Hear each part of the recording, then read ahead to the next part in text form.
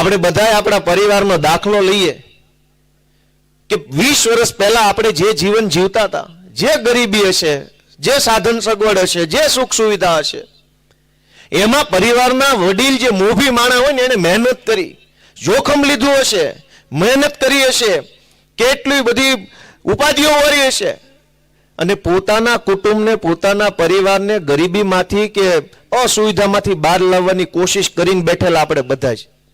ઘરનો એક મોભી માણસ જો મહેનત કરે, મજૂરી કરે, સંઘર્ષ કરે, તો 20 વર્ષ પછી એનું કુટુંબને કેટલો ઉપર લઈ આવ્યો હોય. પણ અવડી મોટી સરકાર તરી વર્ષથી મથે છે, નથી માખણ બનતું, નથી સાસ થતી, કે નથી દૂધ ફાટતું, કે હું કરે તરી વર્ષથી એમ નામ. તમે બધા 20 વર્ષ મહેનત કરી તો વિચારો કે 20 વર્ષ પહેલા ખોવડું કેવું હતું ને આજ કેવું છે.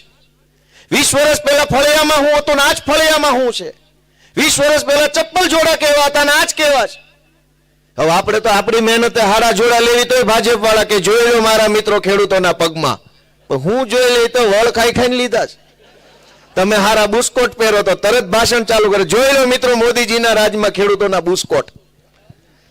સહેજ હારું છાપરું બનાવો, હારા જોડા લાવો, હારો બુસ્કોટ પહેરો એટલે તરત ભાષણ ચાલુ કરી દે મોદીજીના રાજમાં લીલા લેર.